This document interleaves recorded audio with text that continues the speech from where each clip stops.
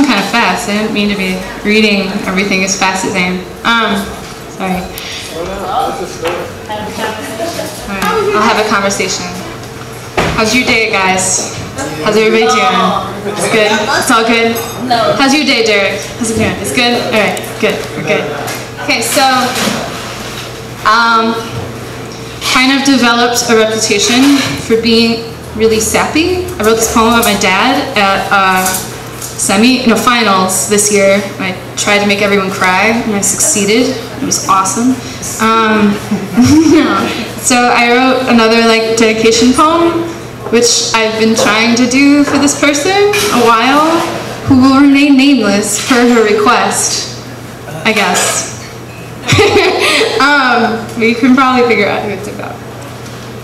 So this is for her, who's a very dear, dear friend. So everybody cry. I want you all to cry. Okay. There is no cradle as easy to fall into as your chest cavity, where your heart sometimes beats lullabies over my head. Bumping into your other vital organs, there are things inside you too big for your tiny frame. So you spend days bursting at the seams with the glow of you. You are not cautious with love. You spread yourself around on the world like light particles, finding corners no one knew were empty till you filled them. Lit them up with the crescendo of nuclear fission. You say the sun burning is kind of like that. Something you can tell me about as we lay side by side at the beach and you point out the way you think the world is only rotating twice as fast as it used to. You point it out like gossip, as if the planets were just another fruit for you to bite, another moment waiting to be tasted and left for the people who come after. You're considerate like that. You like making things orderly, giving each moment its scientific name, then erasing it, laughing as though you know how complicated we make things. Us humans like crafting a big production out of everything. We cast the world some awful strumming beehive. Not you, though. You know it's better to hold life gingerly.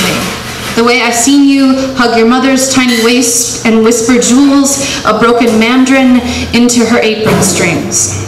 She knows, like I knows, your simple, careful touch is sometimes the only thing that holds the sky in place. You don't cry like everybody else. When the tears come, I see the rivulets of the Yangtze, the banks upon which you told me your grandmother lived. You think they are always calling you back there.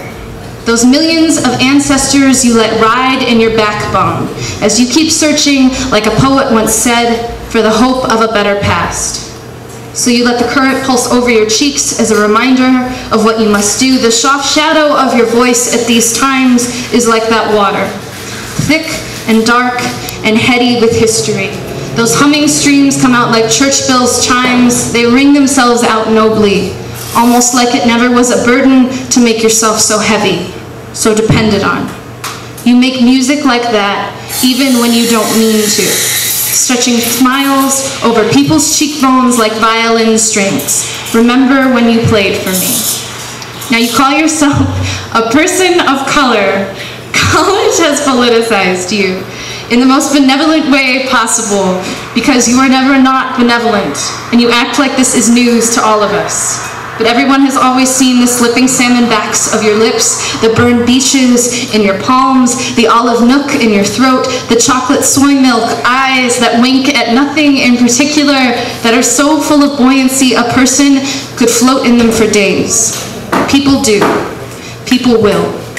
And if I could, I would lift up oceans for you, let you troll beneath that blue and purple parachute like the scuttle crabs we giggled at in 7th grade science books. We could live like that if we wanted to. You and I, always searching for treasures that people forgot, neglected, kissing them with the knowledge that things aren't born with worth, but given it. How many moments have you given life like that?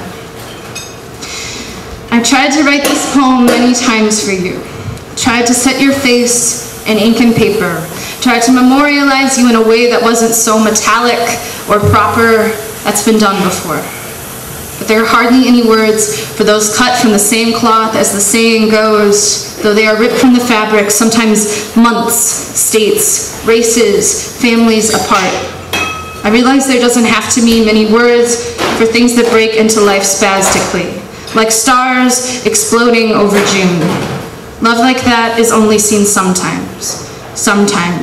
Sometimes over you and me on a blanket, watching fireworks, forging silently the story I've always meant to write.